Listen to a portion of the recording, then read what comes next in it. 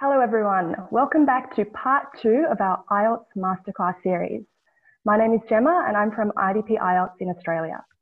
Today we're joined again by the Master of Coherence and Cohesion himself, Mr. Don Oliver.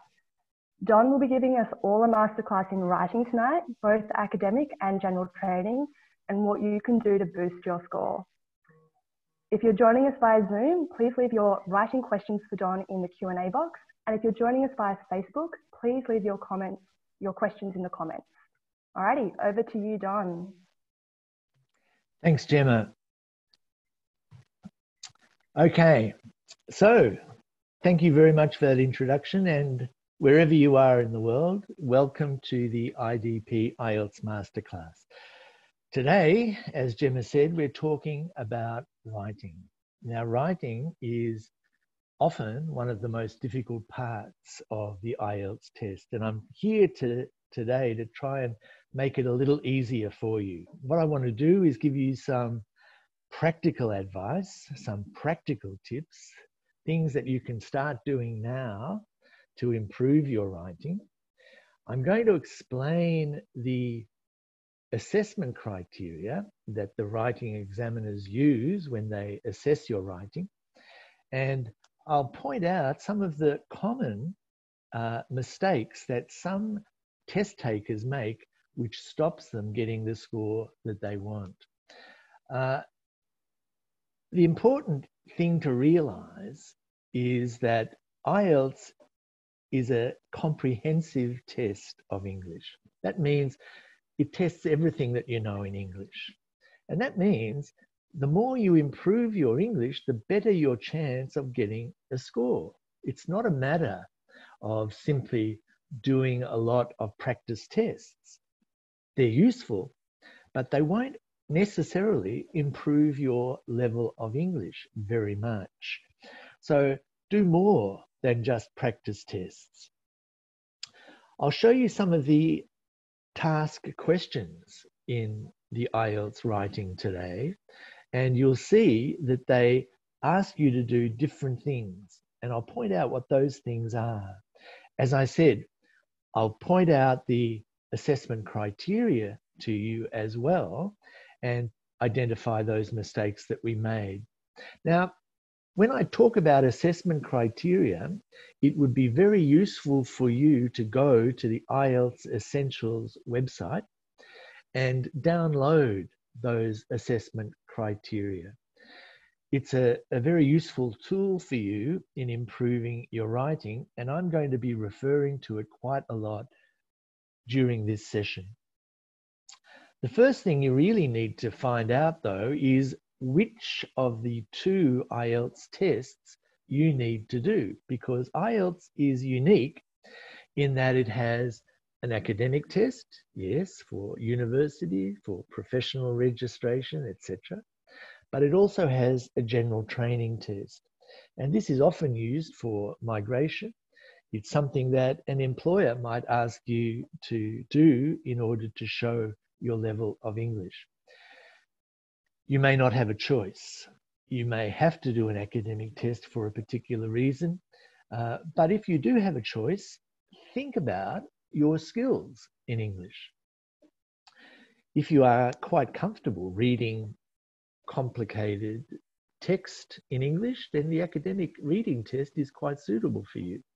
If you're not very comfortable with that, then think about doing the general training, because the reading is less academic and rather simpler.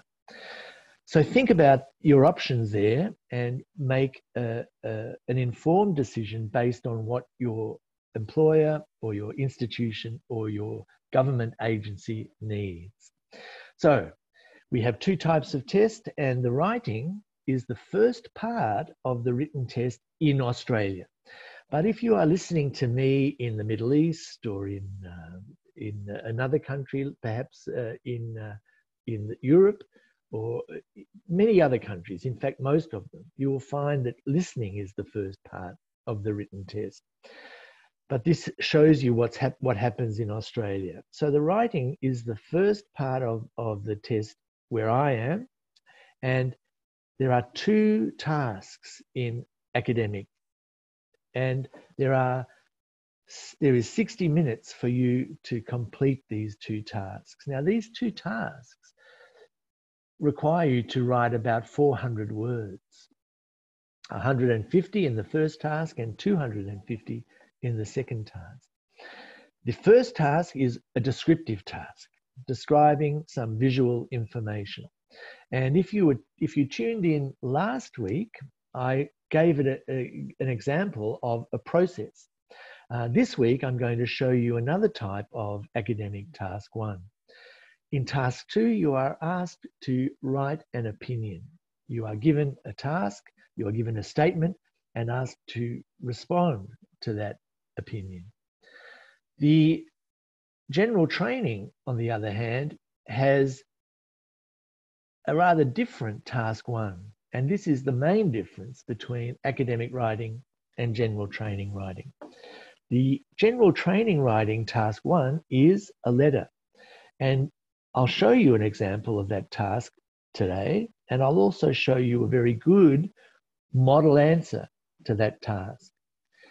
The second task in general training is very similar, in fact, to the academic task 2. You are asked to give an opinion on a topic. Okay, that's what the tasks look like. And these are the assessment criteria. Now, we looked at assessment criteria last week when we looked at the speaking assessment criteria. And if you were listening then, you'll remember there were 4 criteria. Well, it's the same with the writing assessment criteria. There are 4 equally weighted assessment criteria, and the examiner gives you a score on each of those criteria. That means an examiner doesn't read your script and say, oh, that's a 6. The examiner will say, oh, it's a 6 for this criterion, but a 5 for that criterion, and a 7 for another criterion. So your score of 6 may be a mixture of proficiency levels. And this is why I recommend you look at the public version of the assessment criteria that you'll find on the IELTS Essentials website, because that will show you where you are strong and where you need to improve. So these assessment criteria are basically 1, task achievement. This means, have you answered the question fully? Have you answered the question directly? Have you answered the question clearly? We'll talk about this at length today, analysing the question so that you can answer all parts of the question. The second criterion is coherence and cohesion. And Gemma mentioned these earlier on, of course, but they are quite complex ideas. Coherence means you can be understood. And when you write, being understood is partly a result of your logic, but it's also a result of using paragraphs logically and correctly. Don't use too few paragraphs and don't use too many paragraphs. But it also means that you're able to use words to link your ideas together. So if you use a word like so, or because, or as a result, or on the other hand, as well, besides that, of course, in conclusion, all of these words will show the examiner that your coherence and cohesion is solid, is good. So improve the use of these cohesive words, and you will improve this part of the assessment. The third part of the assessment criteria is lexical resource. And lexical resource simply means you can use English words naturally and you can use them appropriately. And in writing, you can spell them correctly. So if you're not a very good speller, make sure that you practice spelling words, English words, but also make sure that you acquire, that you get more and more natural English words. And you can get them from many different places. You know that. Books, magazines, talking to your friends, going to YouTube, listening to podcasts. The more words you have, the better this criterion will be assessed. But also, the more words you have will also improve your reading, your speaking, and your listening score. And finally, the examiners make a judgment about your grammar. And the grammar has two elements to it. First of all is accuracy. Can you use prepositions correctly? That's difficult for some people. In, on, with, by, for, after. Can you use a and the correctly? This is very difficult for some people. Can you use English tenses accurately? This is a difficult thing for many people whose language doesn't use many tenses. But finally, the examiner must make a judgment about the range of your grammar. That means, can you make accurate simple sentences, short ones? And can you make accurate longer sentences, complex ones? I'll give you an example of this, of how this can affect your score. Here are the assessment criteria for task 1. And as I said, you can go to the IELTS Essentials website and download this.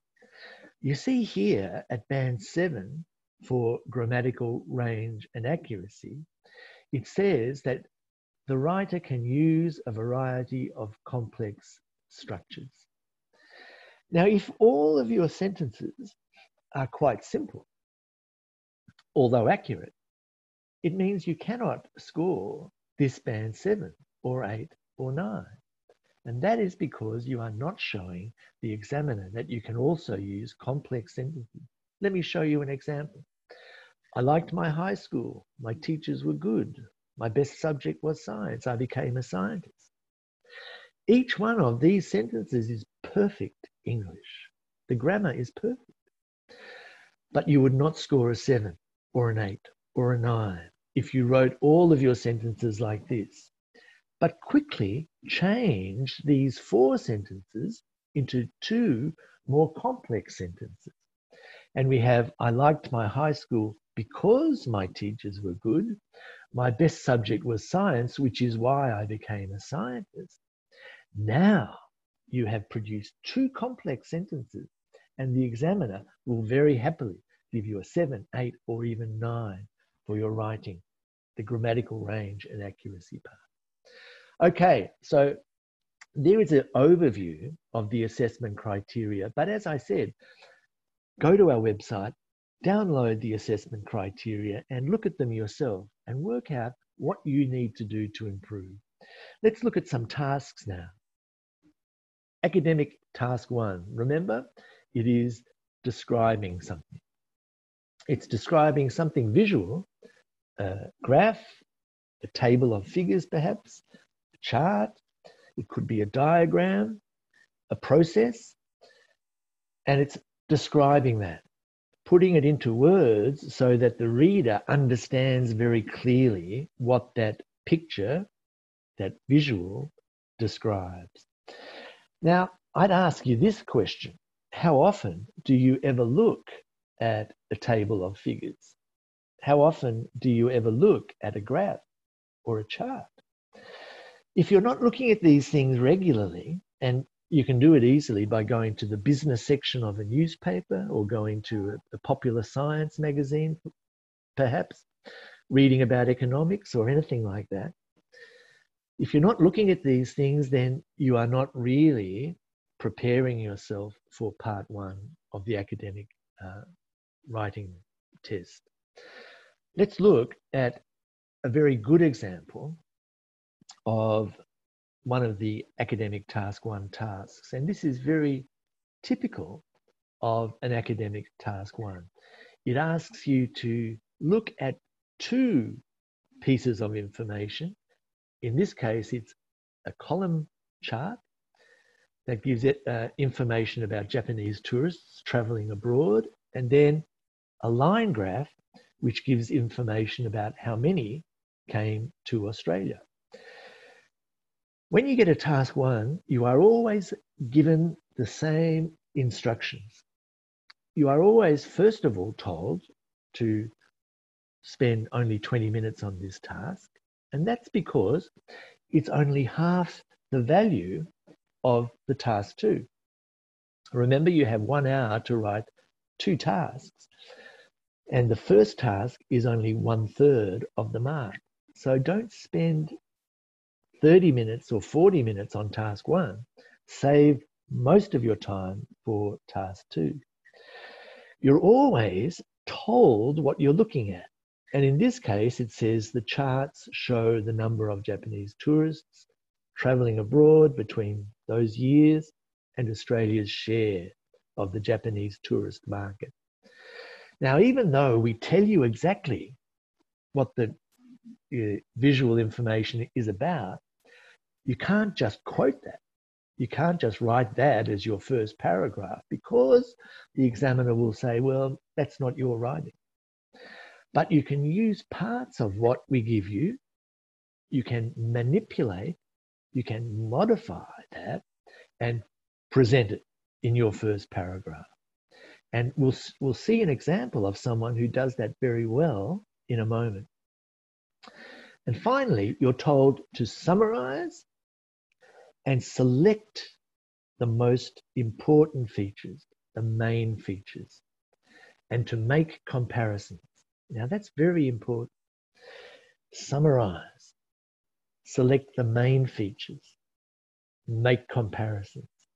Those 3 things, if you do them, you will get a good score for that first assessment criterion. Remember that? Task achievement. So think about that and you are reminded every time you do a writing test to do that. So look at those instructions. Okay, let's see someone who has done a very good job. There she is there. She's smiling. She's very happy. No, that's someone else actually. You have to write an introduction. You have to highlight the key features. And furthermore, you have to do an overview. And I'll show you what an overview looks like in a moment. Okay. Here is a very good opening paragraph. And I know that because I wrote it. Now, this is a paragraph that summarizes what the information that was given to you. But it uses different words. It doesn't use the word shows, it uses the word compares. It doesn't talk about tourists, it just talks about the number of Japanese. It doesn't talk about percentage, it talks about proportion. This is a good start to an essay because it tells the reader what they are going to read about. Then, in the second paragraph, this person chooses information from the first graph, remember the column chart, and uses figures to support that description. In 1985, only about 5 million. By 1990, 11 million. Numbers reached 15 million. Do you see that word about in the first line, in the first sentence? You don't have to be exact. Some of the charts are not perfectly clear about the numbers. So say approximately 5 million, about, around 5 million. That's okay. The examiner doesn't need to know exact figures. Then you must remember to include numbers. Figures are very important in the assessment criterion. And if you have a copy of those assessment criteria with you, have a look at band 5 and you'll see that you will be penalized if you don't use figures to support your description. This writer continues and in the next paragraph looks at the line graph and again chooses not all the information but the main features and uses figures. Remember, if you don't use figures, you will be penalized. The most you can get for the first criterion is a band 5. Now, it's a very good idea to conclude with an overview. Now, an overview is a statement that sums up the main features. If I was to give an overview of the audience today who are listening to this webinar, it would sound something like this. This webinar, the people who are listening to this webinar are very interested in IELTS. They are a mixture of men and women, and they come from many different parts of the world. Now that is a very good overview of you.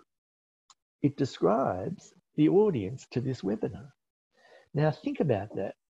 How can you describe the main ideas, the main information, briefly in 1 or 2 sentences?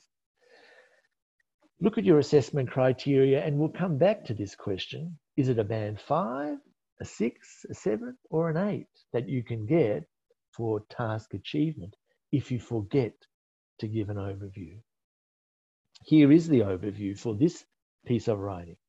And it begins with in a very obvious way. It starts with a word that says to the reader, now I am summarizing. It says overall. You could use another word, in conclusion. You could say in summary. But do you see that these words link ideas? And remember that assessment criterion, coherence and cohesion. Using these words help the reader understand how ideas are linked to each other. So here, overall, despite the relatively small proportion of Japanese tourists coming to Australia, the increase in the country's share of the Japanese tourist market corresponded closely with the growth in Japanese tourism overseas generally, with a trebling of both in the 10-year period. This is a long sentence, but it's a perfect overview and conclusion.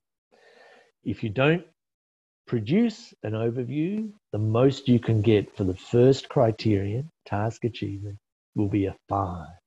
Now, this is a heavy penalty, so please be careful to give an overview. Please be careful to give figures as well. Let's check. Have we written 150 words? Good. Have you included your overview?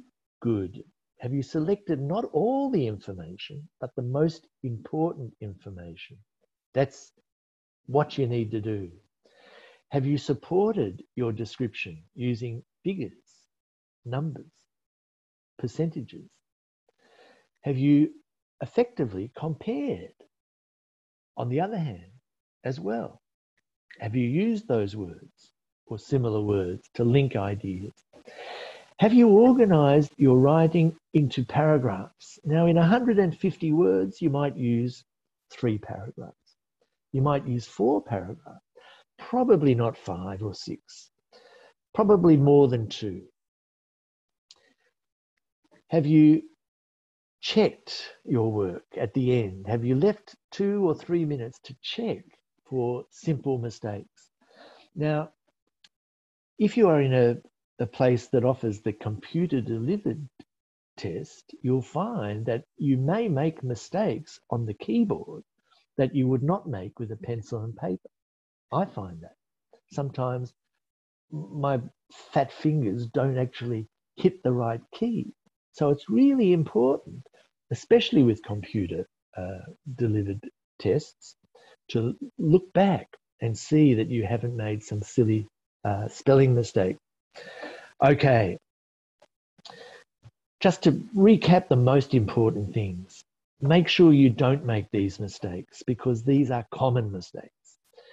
Some people will write a good essay, but they will forget figures. Don't do that. Some people will write an intelligent essay that explains why the Japanese did not come to Australia as tourists. They didn't like all the snakes or the kangaroos. Maybe that's true, but there's no information there. So don't use that information. Make sure that you don't just describe all the details. Don't just say in 1990 this happened, in 1991 this happened, in 1992 this happened. We don't want that. We want you to choose important dates. And finally, make sure that you produce an overview. Now, those of you who were listening last week, we looked at a task 1, which showed how to make bricks, right? It was a process. In that sort of task, your overview will be saying there are 5 stages in this process. That is an overview. Okay, I better hurry up because I'm taking too much time. The task 1 for general training is, as I said, a letter. And again, you are always given the information in the same form. You are always told to spend 20 minutes. You're always told to write 150 words. And you're always told the situation. And you have to understand this situation in order to write a good task 1 essay. The situation is this. There have been some problems with public transport. You are asked to write a letter and you're told who to write to. Here, the manager of the transport company. And then you are told to cover 3 or maybe 4 points. Now, I want to really stress something very important. Do you see here that it's not one problem? It's problems. So you must give more than one problem. Do you see also that the 3rd bullet point says, suggest what changes, plural, should be made?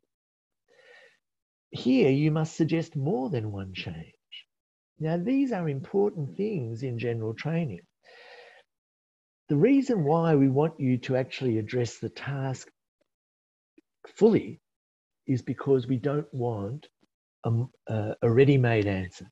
We want you to respond at that time to a particular task and to respond fully. So here you need to look at those 3 points, look at the problems, more than one problem, suggest changes, more than one change. And if you do that, you'll get a good score for your task achievement. When you write a good general training task 1, you need to very importantly show what the purpose of your letter is. Make that clear. Cover all the bullet points fully and maintain an appropriate tone. Now, in this task, you are asked to start with dear sir or madam. That tells you that the tone is formal. So you don't start a formal letter with, hi, how are you? What have you been up to? This is the way you start a letter to your friend. So you need to look at formal language, and we'll talk about that in a minute. Okay. The most important thing with general training is covering all the bullet points. In this case, there were 3 bullet points, right? What would happen if you only covered 2 of those points? You forgot to mention changes. You forgot to mention the effect on people. Well, think about that and look at your assessment criteria, and we'll come back to the answer. This person begins very well. The purpose of the letter is clear from the first sentence. I write to draw your attention to recent problems with public transport. Then they expand on what these problems are, and you see that there is more than one problem. There are 2 problems, roadworks and also a new timetable. They continue with the next paragraph, and they talk about the effects of these things.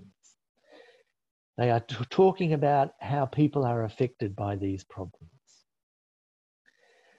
And then they conclude with a suggestion. What changes can be made? And it's more than one change. It's fixing up the roadworks and also fixing up the timetable. 3 bullet points are covered, but if that person had forgotten one of those bullet points, they would have been severely penalized in the first assessment criterion. Task achievement could only receive a maximum band 4. That means you could get a 777 for the other criteria, but only get a band 4 for the first. And this is a heavy penalty, and it's something that some people do. So be very careful about fully answering the question. Okay, I talked about formal language before, and I'll just point out some of the formal language used in this letter. Instead of saying, I want to tell you about, this person says, I write to draw your attention to. They don't say and, they say furthermore. They don't say people are really worried. They say there is a high level of public concern. Do you see here that there is a formality involved in this letter? And it's the way that you write a letter to somebody in authority who you don't know. So think about that and look at letters, that different types of letters, to friends and formal letters. If you don't maintain that tone, you will only get a band 5 for the first criterion. Okay, my advice to you about general training task 1, make sure that you analyze the task, and that goes for academic as well. Make sure that you check, are there plurals, solutions, problems? Make sure your purpose is clear from the start. Make sure you use paragraphs too. Letters have paragraphs as well. And politely conclude. Make sure that the style is suitable. Is it formal or informal? As with academic, don't use exactly the words that were given to you in the task. Make sure you start the letter in the way that is suggested. Dear Sir or Madam, or dear ... Put a name in there. Dear John, dear Ali. You don't need to put your address, and finish the letter appropriately. If it's an informal letter to a friend, yours, with love, regards. If it's a formal letter, probably yours faithfully. Okay, let's look at the task 2 writing, and then we'll get on to some questions. In task 2 writing, it's very important to analyze what you are being asked.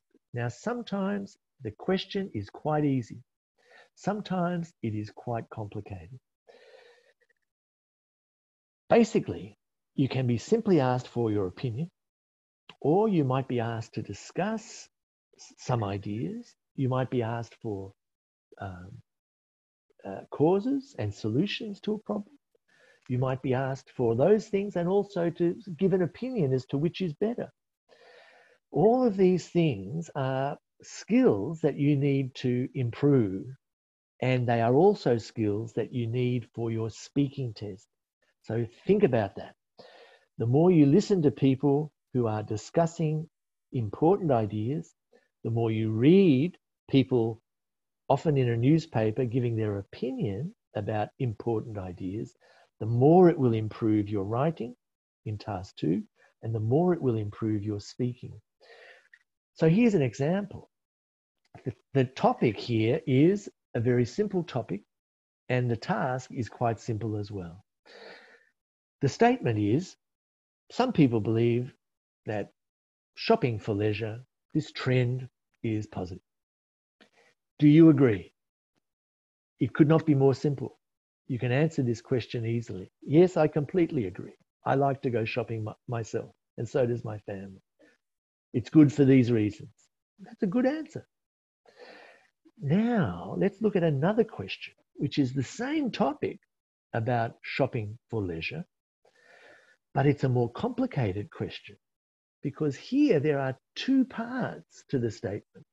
Some people believe it's a positive trend. Others believe it's harmful to individuals. Don't forget that part. To people like you. Then you are asked to discuss this, not just one idea, but 3 ideas. Discuss the first view, discuss the second view, and give your own opinion. You must do 3 things here. Look at this topic. It's the same.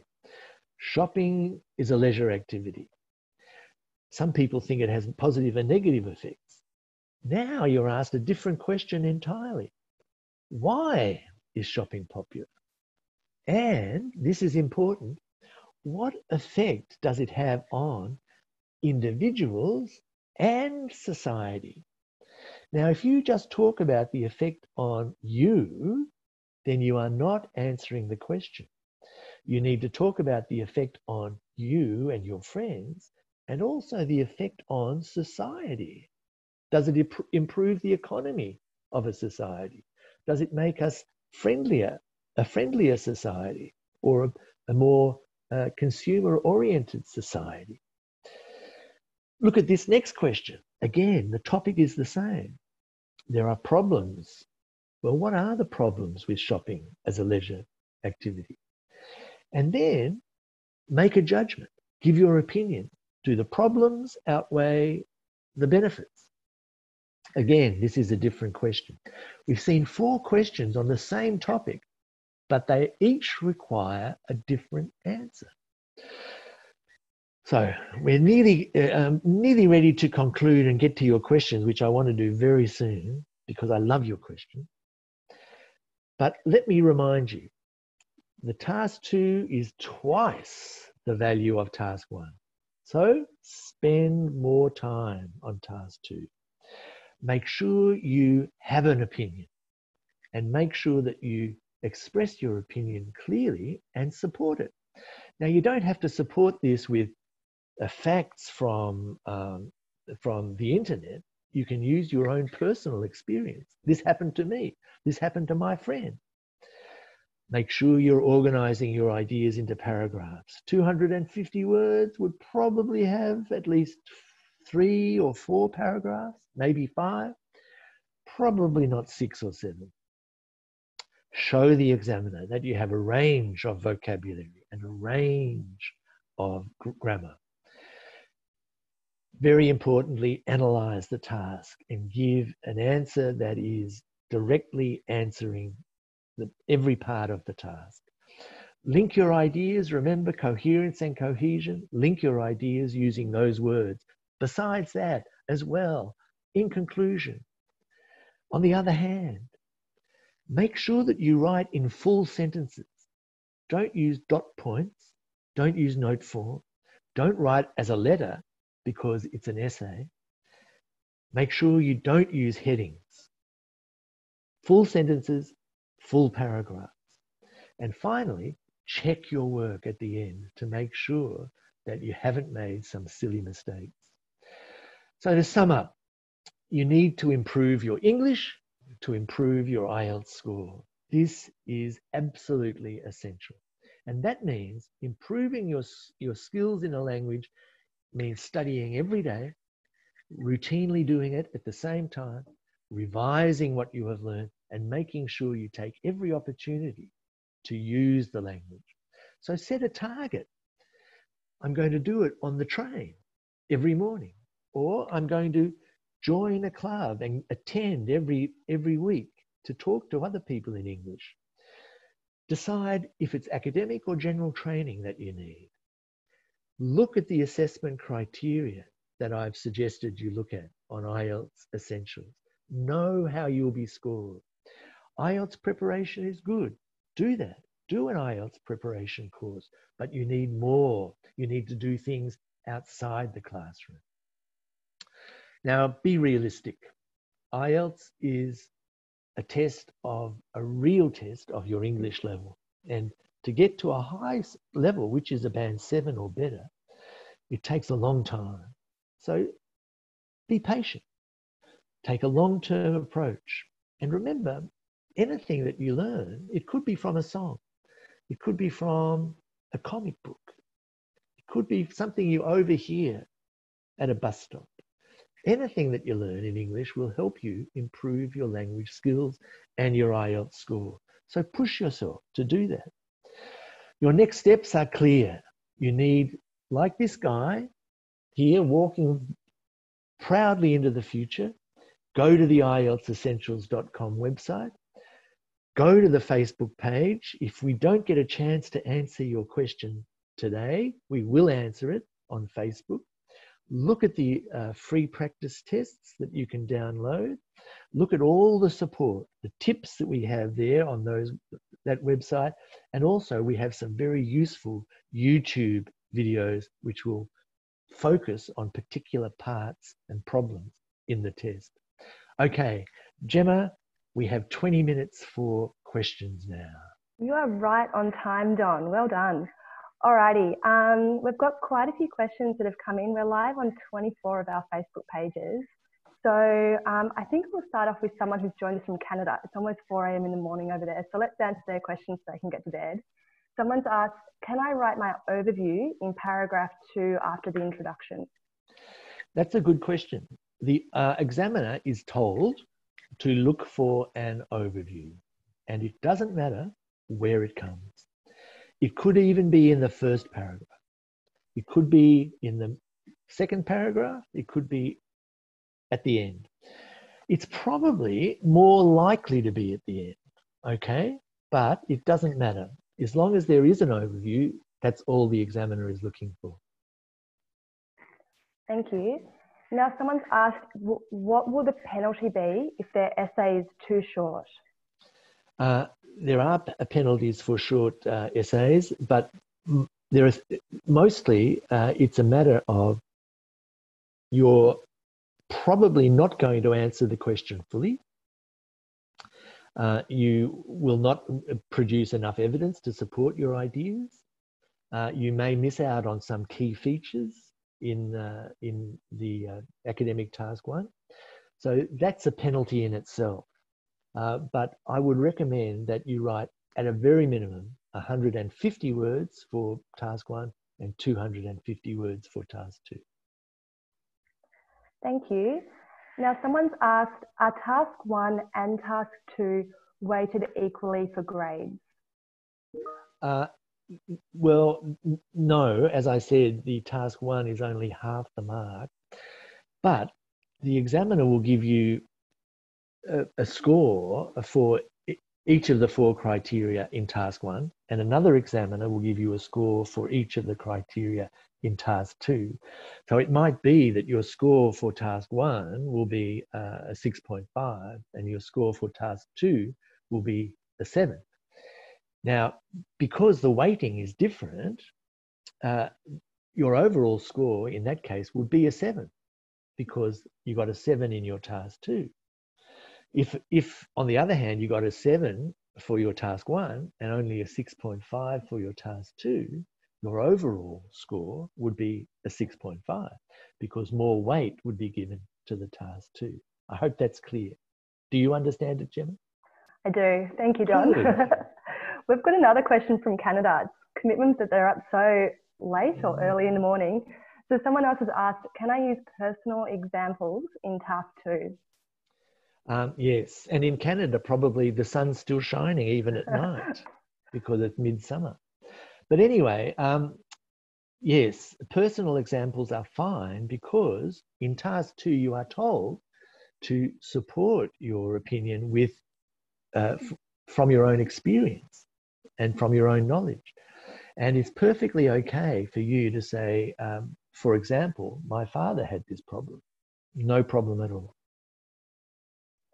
Great, thank you. Alrighty, someone's asked a little bit about punctuation. How much can punctuation errors affect my score? There are 2 types of grammatical errors, and punctuation is a grammatical error. There are grammatical errors that make the writing impossible to understand. And if that's the case, then the examiner will penalise that quite severely. But there are other grammatical errors which really have very little effect on understanding. So if you put a comma here or there that is not quite right, or if you make a sentence that finishes abruptly with a full stop and it should continue, these are mistakes. And they will bring your score down a little bit, but they are not fatal mistakes. It can still be understood. So be careful about what sort of grammar mistakes you make. Preferably make none.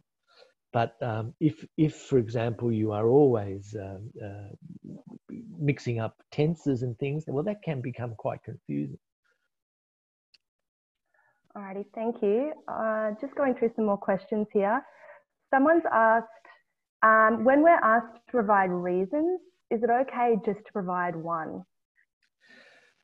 No. This would be likely, well, in a task 2, you might be asked for reasons why this is the case. In a task 1, general training, you might be asked, as in the example we just looked at, that there are what are the causes of something, or etc. If there is a plural, reasons, problems, solutions, I would always recommend that you make it more than one. Okay, but sometimes one reason can have many parts. You know, there's very rarely a case where one reason is just, it just comes down to just one thing. But make it clear that there are different elements involved. Thank you. Alrighty. Oh, all these questions are coming through quite quickly. Okay. Someone's asked about, is it true that if you used focused relevant words and ideas from the question, it will increase your score? So using words from the question is necessary.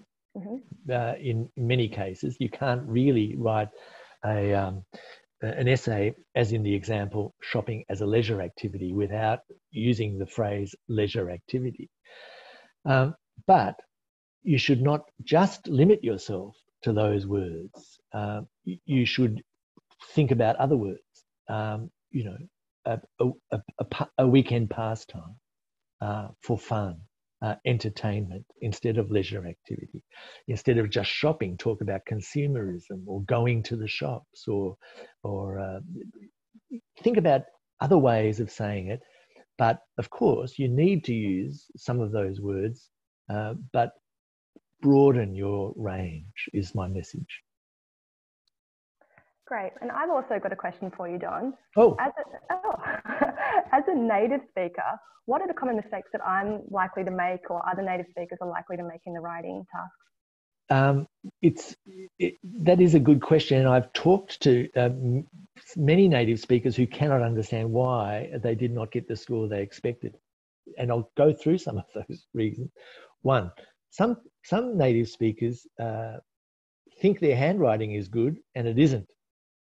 That's a problem if you're using a pencil and paper test. Some native speakers think that their spelling is good, and it isn't. A lot of native speakers don't understand how to use paragraphs very well, or punctuation. That's a problem. But the big one, I think, is that native speakers think that if they simply write a coherent essay, it doesn't really matter that they answer the question fully. And they need to answer the question fully in order to get a good score in that first criterion. So if you only get a 5 or 6 for that first criterion, and the other ones 8 and 9, then you're only going to end up with something like a band 7, where you really should be getting an 8 or 9. Great, thanks. Was that the mistake you made, Jim? Maybe. I'll never tell. Okay. Alrighty, going back to everyone else's questions. What have we got here? Okay, someone's asked, is it discouraged to use numbered lists, even if you're going to use it to support your opinion? Yes, it is discouraged. I cannot stress this strongly enough. Do not use numbered lists in your essay or in your task 1 general training letter, or in your academic task 1 or task 2. Why? Because we want to see your ability to use the conventions, normal conventions of essay writing.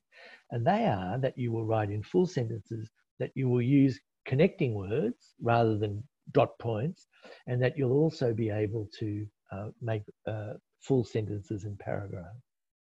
Okay? Great, thanks for clarifying that one. Task 2, sorry, let me just get my questions up. Is task 2 in the general training test the same in the academic test? If not, what's the difference between them? Yep. There is a slight difference. They both require you to respond to a statement and to give your own opinion. In that case, in that sense, they are exactly the same. But the academic task 2 will generally be a little more focused on something that is maybe more academic. For example, it might be about, there are many different subjects at university. There could be a department of town planning, or there could be a department of public health or something like that. So your academic task 2 might be about, the duty of good town planning lies with the government, or public health is one of the most important elements of good public policy. That's a sort of an academic task 2. The general training task 2 might be something more like what we saw with the shopping for leisure. There are benefits and disadvantages to shopping as a leisure activity. Now, that's not academic, really. That's a more commonplace, a more everyday sort of topic, and that's the difference. But I would say that really, in terms of answering the question and giving an opinion, they are pretty similar. Great, thank you. Okay, I've got a big one here, so stick with me while I read this one out. Right. Okay, so what is your advice in the opinion essay to show a negative and positive sides in 2 different paragraphs and then conclude with a clear opinion, or to stick with one side / argument throughout the entire essay and then conclude with my opinion? It will depend a little bit on, it will depend a lot on what the question is. So if it is discuss both views and give your own opinion, it would make sense to give equal weight to each view. And that would probably be something like an introductory paragraph, dealing with the first view in the second paragraph, dealing with the second view in the third paragraph, and finishing with your opinion, 4 paragraphs. If it is a question like, to what extent do you agree? You don't have to give an opposing view at all. You can simply say, yes, I agree with this, or I disagree with this, or I partly agree with this for these reasons, and then conclude. So really, there is no hard and fast rule about writing or organizing an essay. It is, but the most important thing is that it is logical and that it answers all parts of the question. So just think about those 2 things. Is your organization logical, and have you covered all points? Okay, this next question is about the examiners who mark the writing tasks. So do all the examiners have the same qualifications? Yeah, that's the question. Thank you. Okay. They all have the same minimum qualifications, and very many of them will exceed those qualifications. And the minimum qualifications for being an examiner are that they have a university degree, that they have a qualification in teaching English as to speakers of other languages, TESOL qualification, and that they have a minimum of 3 years teaching English to non-speakers of English, or people who are learning English. And really, that is the bare minimum. Most examiners will have many more years experience than that. They will also be fluent in other languages. They will have lived and worked overseas as well. And their degrees will be in the master's and doctoral level. So that's basically it. And may I add that they are all expert users of English. Thank you. Not necessarily native speakers of English, but expert users of English. That's good to know. I'm not too sure I qualify. You are great. Alrighty, so moving back on to some tough questions.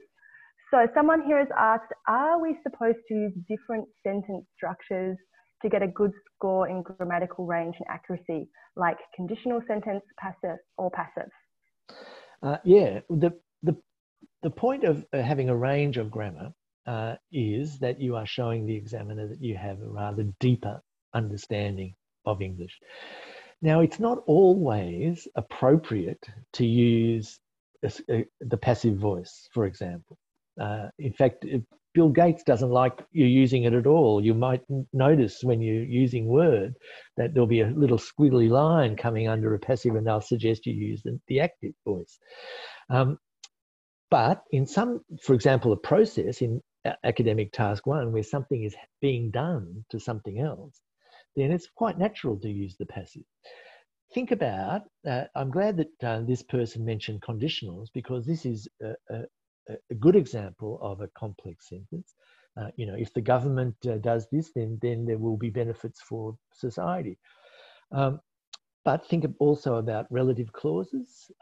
This is a thing which needs to be corrected. Many people who are benefiting from this will find another solution. Think about those things. Think about participle clauses. There are many different structures. You don't have to go wild, because just talk to Ernest Hemingway, Gemma.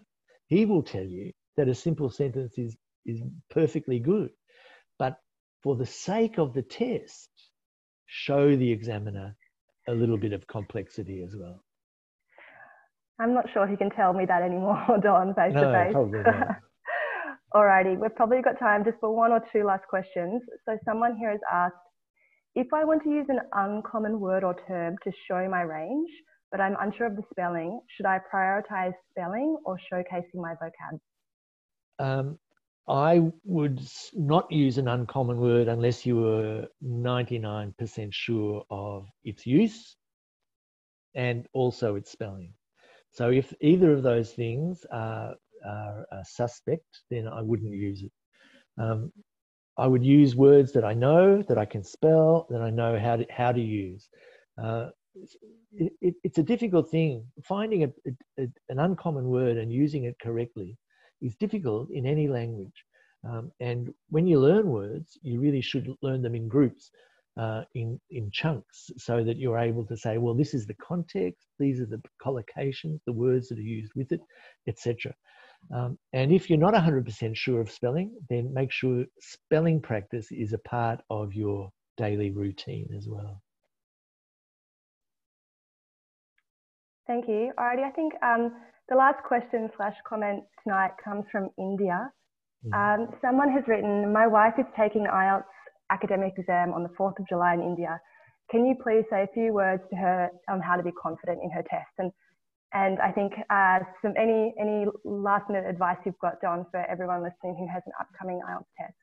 Well, really, 4th of July, that could be her Independence Day, who knows?